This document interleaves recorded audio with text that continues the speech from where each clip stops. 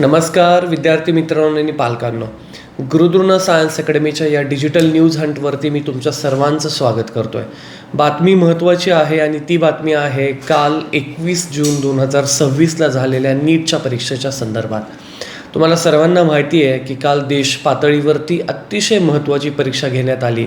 ती म्हणजे ज्या विद्यार्थ्यांना डॉक्टर बनायचं आहे, MBBS करायचं आहे, BAMS, BHMS, BUMS, BVSC, BDS अशा विविध मेडिकलच्या क्षेत्रामध्ये जायचं आहे किंवा पॅरामेडिकलमध्ये नर्सिंग करायचं असेल तर त्या विद्यार्थ्यांसाठी नीट नावाची परीक्षा अतिशय महत्त्वाची असते.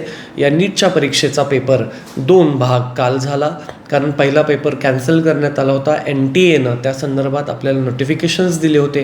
काही महाराष्ट्राच्या भागांमध्ये, काही भारतातल्या इतर राज्यांमध्ये NTAच्या ऑफिशियल साईटवरून सांगण्यात आलं होतं की पहिला नीटचा पेपर लीक झालेला होता, म्हणूनच NTA दुसरा पेपर काल 21 जूनला घेण्यात आला.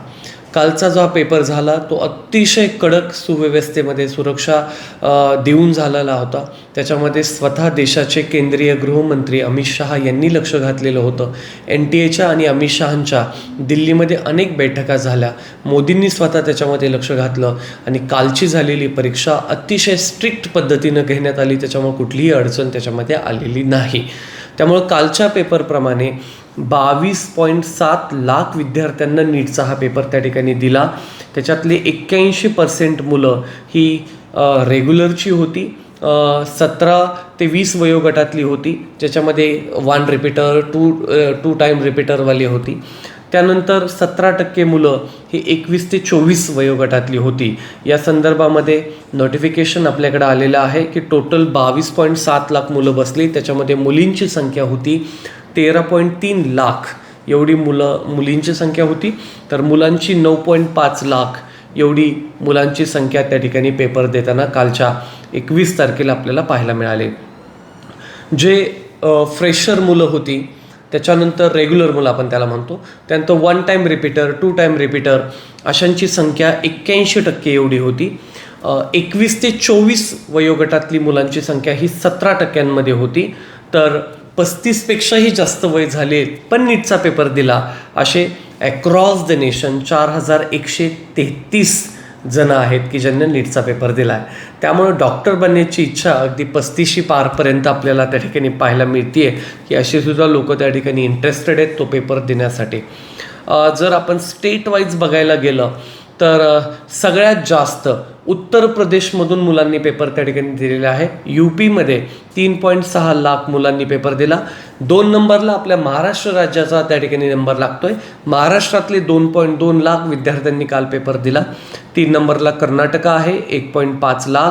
त्यानंतर तमिळनाडू आहे 1.4 लाख. त्यानंतर केरळा 1.1 लाख. त्यानंतर तेलंगणा 73,000. राजस्थान 1 लाख. त्यानंतर बिहार 1 लाख प्लस. त्यानंतर अशा विविध राज्यातमधली मुलं त्यांनी हे लाखांच्या संख्यांमध्ये पेपर त्या ठिकाणी दिलेले आपल्याला पाहायला मिळत आहेत.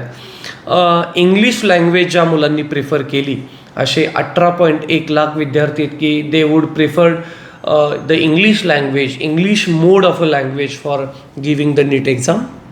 हिंदी मोड 3.5 लाख मुलांनी प्रेफर केला. त्यानंतर गुजरातीमध्ये 50,000 जवळपास, बेंगॉली लँग्वेजमध्ये 38,577 आणि तमिळ लँग्वेजमध्ये 29,845 आणि काही हजारांमध्ये मुलं आहेत ज्यांनी मराठी, तेलुगू, मल्याळम, पंजाबी, कन्नडा आणि ओडिया अशा विविध लँग्वेजमध्ये पेपर त्या ठिकाणी दिलेला आपल्याला सगळ्यांना पाहायला मिळतो आहे. विद्यार्थी मित्रांनो, कालचा झालेला पेपर आपल्या सर्वांसाठी एक नवीन आशा, नवीन उमेद होती की या पेपरमध्ये चांगले मार्क्स मिळवून काही जणांना एम्समध्ये जायचं आहे, काही जणांना BJ मेडिकलला जायचं आहे, काही जणांना GMC गव्हर्मेंट मेडिकल कॉलेज, काही जण गव्हर्मेंटच्याच ज्या ॲफिलिएशनचे कॉलेजेस असतात त्याच्यामध्ये जातील, डीम युनिव्हर्सिटीमध्ये जातील आणि आपलं डॉक्टर बनण्याचं स्वप्न त्या ठिकाणी पूर्ण करतील. माझ्या महाराष्ट्रातल्या आणि भारत देशातल्या तमाम विद्यार्थ्यांना शुभेच्छा आहेत की त्यांना चांगला पेपर गेला असेल तर त्यांना गव्हर्मेंट कॉलेजेसमध्ये उत्तम रँक्स मिळून ॲडमिशन मिळावं अशा त्यांना मी शुभेच्छा देतो. धन्यवाद.